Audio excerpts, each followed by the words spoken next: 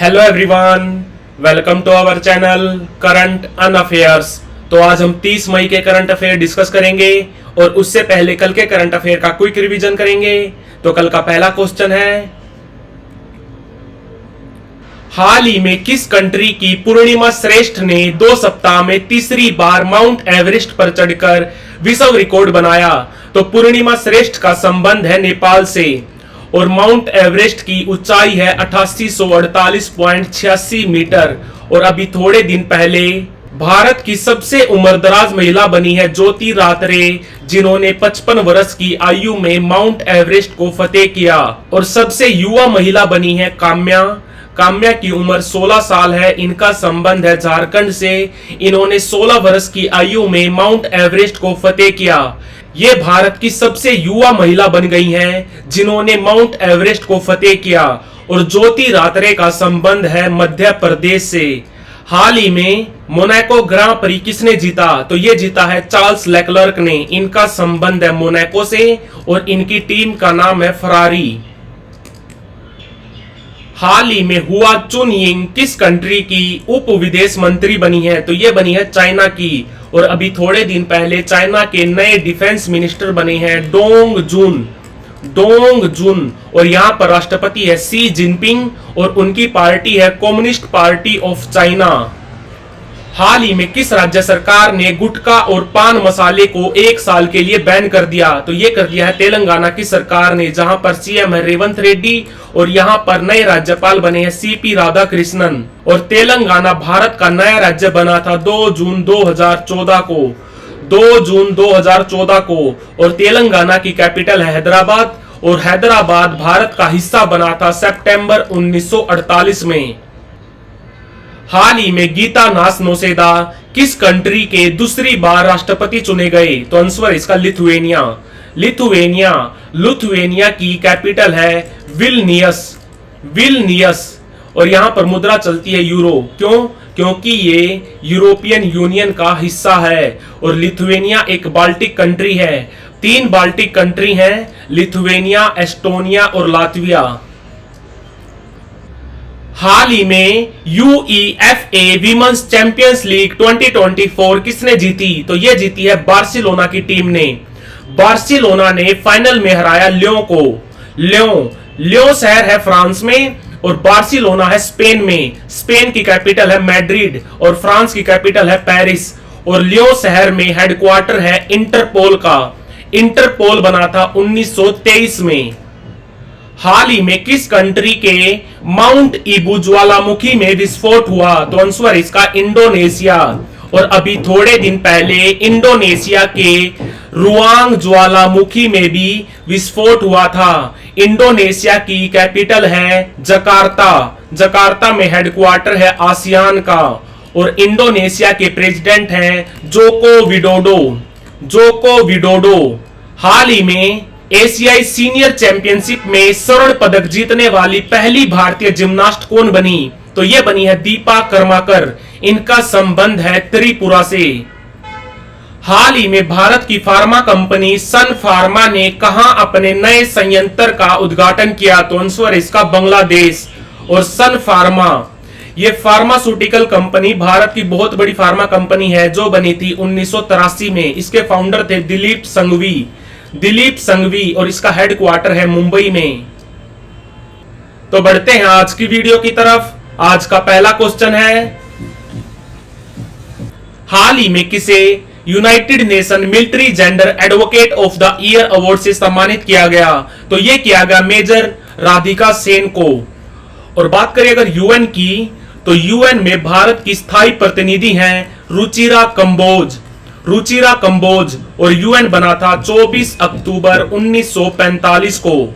24 अक्टूबर 1945 को इसका हेडक्वार्टर है न्यूयॉर्क में। और अभी इसके 193 मेंबर कंट्री हैं। और अभी पैलेस्टाइन को यूएन का 194th मेंबर बनाने के लिए वोटिंग हुई थी, जिसके हक में 143 देशों ने वोटिंग की थी और विरोध में की थी 9 देशों ने।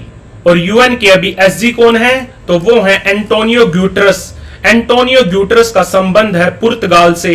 तो आंसर है इसका मेजर राधिका सेन। हाल ही में कितने नेटो देशों ने रूस के खिलाफ ड्रोन दीवार बनाने की योजना बनाई है? तो आंसर इसका 6। नेटो यानी कि नॉर्थ अटलांटिक ट्रीटी ऑर्गेनाइजेशन ये बना था 4 अप्रैल 1949 को। इसका हेडक्वार्टर है ब्रुसेल्स में।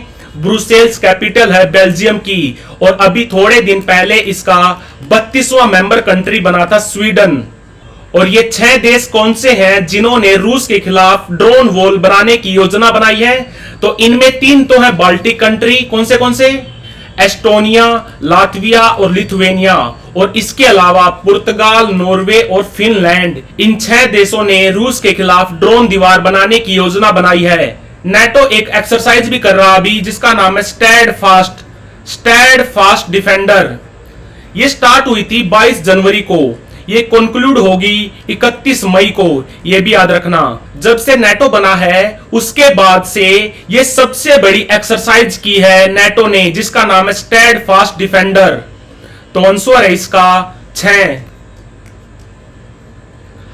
हाल ही में भारत ने भूस्खलन से प्रभावित किस कंट्री को 1 मिलियन US$ की सहायता दी है? भूस्खलन यानी कि लैंडस्लाइड। तो आंसर है इसका पपुआ नौ गिनी। पपुआ नौ गिनी ये ओशियाना महाद्वीप में पड़ता है और इसकी कैपिटल है पोर्ट मोर्सबे। और यहां पर मुद्रा चलती है कीना KINA। और पिछले साल यानी कि 2023 में भारत में एक राज्य है हिमाचल प्रदेश में एक जिला है कुल्लू जिले के अन्नी में पिछले साल भारी बारिश के कारण लैंडस्लाइड हुआ था। यह भी याद रखना। तो आंसर है इसका पपुआ नौ गिनी। हाल ही में रिजर्व बैंक ऑफ इंडिया ने निर्देशों का पालन न करने पर किस बैंक पर मौद्रिक जुर्माना लगाया? तो आंसर है इसका यस बैंक और ICICI बैंक। तो आंसर है इसका D। यस बैंक पर लगाया है 91 लाख रुपए का जुर्माना और ICICI बैंक पर लगाया है 1 करोड़ का। और बात करें अगर यस बैंक की तो यह बना था 2004 में इसका हेडक्वार्टर है मुंबई में और अभी इसके MD और CEO हैं प्रशांत कुमार। और बात करें अगर ICICI बैंक की तो अभी इसके MD और CEO हैं संदीप बख्शी और इसका हेडक्वार्टर है मुंबई में और यह बना था 1994 में। और बात करें अगर RBI की रिजर्व बैंक ऑफ इंडिया यह बना था 1 अप्रैल 1935 को। इसका हेडक्वार्टर है मुंबई में और अभी इसके 25वें गवर्नर हैं शक्तिकांत दास। पहले कौन थे? तो पहले थे ओसबोर्न समित। और पहले भारतीय गवर्नर कौन थे? तो वो थे CD देशमुख। तो आंसर इसका D। हाल ही में किस अंतरराष्ट्रीय संगठन ने वैश्विक चुनौतियों से निपटने के लिए 4 वर्ष में $7 बिलियन को जुटाने के लिए इन्वेस्टमेंट राउंड शुरू किया? तो ये किया है WHO ने। वर्ल्ड हेल्थ ऑर्गेनाइजेशन ने यह बना था 7 अप्रैल 1948 को। इसका हेडक्वार्टर है जेनेवा में और अभी इसके DG कौन है? तो वो है टेड्रोस गैब्रियासिस। इनका संबंध है इथियोपिया कंट्री से। यह भी याद रखना। और IMF इंटरनेशनल मॉनेटरी फंड यह बना था 27 दिसंबर 1945 को और अभी इसकी DG है क्रिस्टलिना जॉर्जिवा। और बात करें अगर यूनिसेफ की तो यूनिसेफ बना था 1946 में और अभी इसकी एग्जीक्यूटिव डायरेक्टर कौन है? तो वो है कैथरीन रसल। बात करें अगर वर्ल्ड बैंक की तो यह बना था 1944 में और अभी इसके प्रेसिडेंट हैं भारतीय मूल के अजय बंगा। यह भी याद रखना। तो आंसर है इसका WHO। हाल ही में गोल्डमैन सैक्स ने 2024 के लिए भारत की GDP वृद्धि का अनुमान बढ़ाकर कितना कर दिया? तो आंसर इसका 6.7%। और ये गोल्डमैन सैक्स ये अमेरिकन बैंकिंग इन्वेस्टमेंट कंपनी है, यानी कि ये एक अमेरिकन बैंकिंग कंपनी है। इसका हेडक्वार्टर है न्यूयॉर्क में। और इसके अलावा जो हमारा IMF है इसने 2024 के लिए भारत की GDP ग्रोथ रेट प्रिडिक्ट की है 6.8% और वर्ल्ड बैंक ने की है 6.6%। और जो हमारा RBI ने की है 7% और जो ADB है एशियन डेवलपमेंट बैंक इसने की है 7%। एडीबी और आरबीआई ने की है 7-7%, ये भी याद रखना। और अभी गोल्डमैन सैक्स ने भारत की जीडीपी वृद्धि को अनुमानित किया है 6.7%।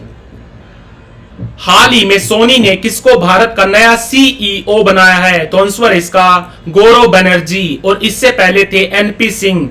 एनपी सिंह सोनी के भारत में पिछले 25 सालों से सीईओ थे। सोनी एक जापानी कंपनी है, यह भी याद रखना, यह जापान की कंपनी है। और इसके अलावा पूर्णिमा देवी बर्मन, इनको अभी थोड़े दिन पहले ग्रीन ऑस्कर मिला था। ग्रीन ऑस्कर यह पुरस्कार बोला जाता है व्हाइटले गोल्ड अवार्ड को, व्हाइटले गोल्ड अवार्ड को। और इसके अलावा आलोक शुक्ला, इनको अभी थोड़े दिन पहले ग्रीन नोबेल मिला था। ग्रीन नोबेल यह पुरस्कार बोला जाता है गोल्डमैन इन्वायरमेंटल अवार्ड को।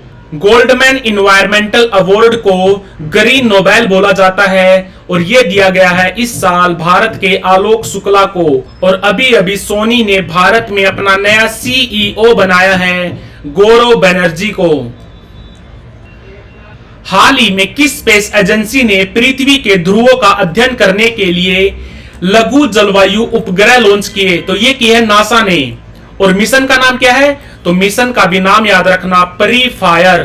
परीफायर यानी कि polar radiant energy in far infrared experiment. और बात करें अगर नासा की, तो नासा बना था 29 जुलाई 1958 को। और 1958 को ही बना था डीआरडीओ। और नासा के अभी एडमिनिस्ट्रेटर कौन है? तो वो है बिल नेल्सन।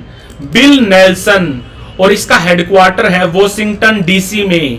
और भारत का इसरो बना था 15 अगस्त 1969 को। 15 अगस्त 1969 को। और अभी इसके 10वें चेयरमैन हैं एस सोमनाथ। ईएसए यानी कि यूरोपियन स्पेस एजेंसी, यह बनी थी 1975 में। और जाक्सा बनी थी 2003 में।